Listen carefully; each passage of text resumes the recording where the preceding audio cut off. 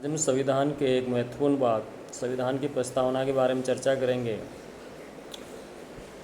किसी भी संविधान का परिचय, उसके आदर्श, उसकी आकांक्षाएं, उसकी प्रक्रियाएं, उसकी इंस्टीट्यूशनल मैकेनिज्म, उसके आइडियल्स क्या हैं, ये सब हमें उस संविधान की प्रस्तावना से पता चलता है।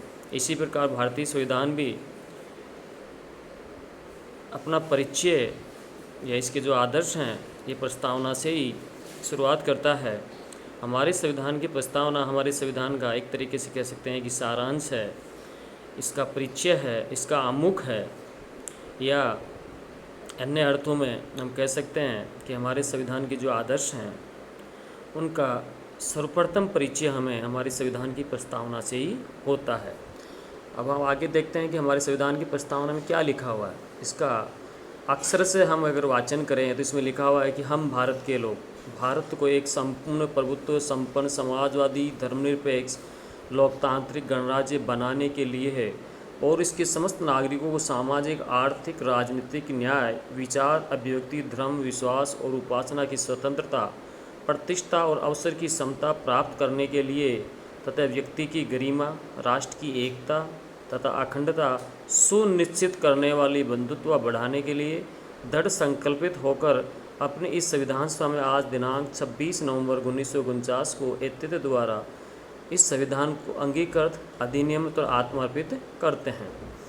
इस संविधान की प्रस्तावना के वाचन से हमें ये पता चलता है कि इस हमारे संविधान के आदर्श क्या हैं, हमारे आकांक्षाएं क्या हैं तथा इस संविधान की प्रस्तावना का महत्व क्या है। सबसे पहले संविधान से हमें पता चलता है, संविधान की प्रस्तावना से हमें पता चलता है कि संविधान के अधिकार का स्रोत क्या है। इस प्रस्तावना से हमें पता चल रहा है कि हम भारत के लोग, we the people of India, हमारे संविधान का जो अथॉरिटी है या इसकी जो सत्ता का स्रोत है वो भारत के लोग हैं। दूसरा पता चला है कि हमारे जो लोकतंत्र है या हमारा जो संविधान है इसकी प्रकृति क्या है। इसमें इसको स्पष्ट करते हुए लिखा गया है कि भारत एक संप्रभु समाजवादी धर्मनिरपेक्ष लोकतांत्रिक व गणतांत्रिक राज्य वाला देश है। इसका सीधा सीधा मतलब ये हुआ कि हमारे देश में जो शासन व्यवस्था है उसकी प्रकृति क्या है। जैसे हमारा शासन धर्मनिरपेक्ष होगा, लोकतांत्रिक होगा, समाजवादी होगा, गणतंत्रात्मक होगा, और दूसरे शब्दों में हम कह सकते हैं कि यही इनकी प्राप्ति, इनका निर्वहन तथा इनको लागू करना ही हमारे संविधान का एक लक्ष्य है, आदर्श है।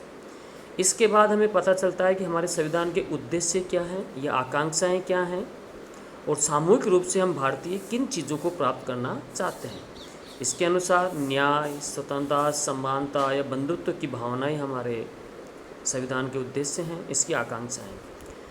चौथा, इससे पता चलता है कि हमारा संविधान कब लागू हुआ। इसलिए 26 नवंबर 1949 को वो तिथि है जो हमारा संविधान लागू हुआ, या 26 नवंबर से हमारा जो संविधान था वो अधिनियमित हुआ। इस प्रकार हम देखते हैं कि हमारे संविधान की जो प्रस्तावना है उसका संविधान में बहुत महत्वपूर्ण योगदान है। और इसी के साथ केशवानंद भारती मामले में माननीय उच्च न्यायालय ने कहा कि प्रस्तावना हमारे संविधान का एक महत्वपूर्ण भाग है तथा इस प्रस्तावना का संविधान संशोधन के द्वारा कुछ परिवर्तन या संशोधन भी किया जा सकता है। जैसे कि 1976 में 42वें संविधान संशोधन द्वारा प्रस्तावना में समाजवाद, पंथनिरपेक्ष और अखंडता शब्द को जोड़ा गया तथा आगे भी अगर संविधान सभा या संविधान का संशोधन करके हमारी प्रस्तावना में कोई संशोधन करना जरूरी आवश्यक हो तो ऐसा किया जा सकता है।